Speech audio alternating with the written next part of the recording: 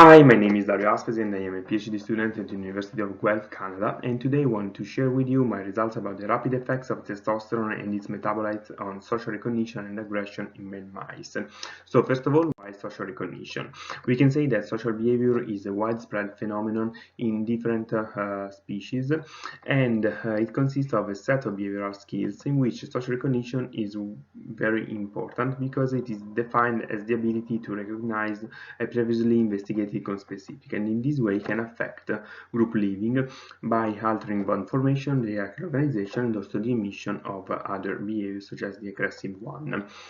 It is also important to underline that social recognition is different between males and females, and for this reason sex steroids are a good candidate for the modulation of this behavior. In particular, in males, testosterone has a pivotal role, but testosterone cannot only act by itself but also after conversion into dihydrotestosterone, which can bind the androgen receptors, and also 17-beta estradiol, which can bind instead estrogen receptors. In this way, testosterone affects social and aggressive behaviors with different also time frame that can be really rapid or also delayed. Testosterone in this way can interact with other neuroendocrine systems, and in this context it is particularly interesting to evaluate the role of vasopressin, in particular in the circuit formed by the band nucleus of the stria terminalis or BNST and the lateral septum or LS. This circuit is very intriguing because it is first of all androgen dependent and show a sexual dimorphism because males show a greater number of vasopressinergic neurons in the BNST and fibers in the lateral septum in comparison to females. Even more, this circuit has been already involved in social recognition, social play, aggression, territoriality. So vasopressin is a really strong candidate to evaluate social recognition and the possible interaction with androgens. For this reason, I hypothesize that infusing testosterone or its metabolites in the BNST can enhance the release of vasopressin in the lateral septum, and in this way it is possible to alter social recognition and aggression in male mice. For this reason, I use castrated male mice and I implanted bilateral cannulation targeting the BNST.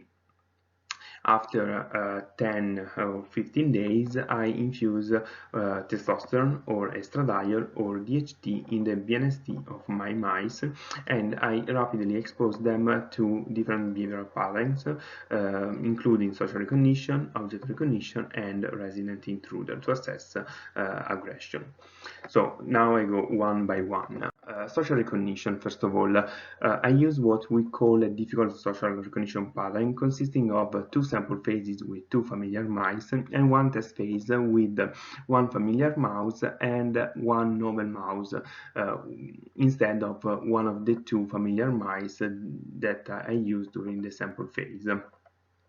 To evaluate social recognition, I use the investigation ratio, which is calculated as the amount of time spent investigating the novel mouse over the total amount of time spent investigating both the novel and the familiar mouse during the test phase. While during the sample phases, instead of the novel mouse in the numerator, I use the amount spent investigating the mouse that would be been exchanged with the new one during the test phase. This paradigm is called difficult because what we can observe when we try to do it in sham-operated animals, which are gonadally intact and castrated ones, is that the sham-operated show facilitation of social recognition with an increased investigation ratio, meaning that these mice are investigating more than novel mouse over the familiar one, while castration induces an impairment in mice. What I observed when I infuse testosterone is a facilitation of social recognition with two of the 4 doses that I use, and I can observe this inverted U-shaped dose response. The same kind of results has been observed with estradiol. So with one of the 3 doses there is a facilitation of social recognition, and also with dihydrotestosterone with 2 of the 4 different doses inducing facilitation of social recognition with, again, this inverted U-shaped dose response. So now, to assess the specificity of the effect on social recognition, I also use an object recognition paradigm, which is pretty similar to the previous one, but in this case there is only one sample phase and one test phase.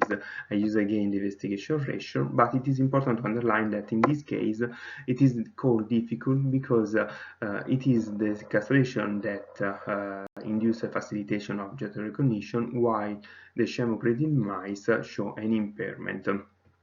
So the effect is exactly the opposite of the social recognition.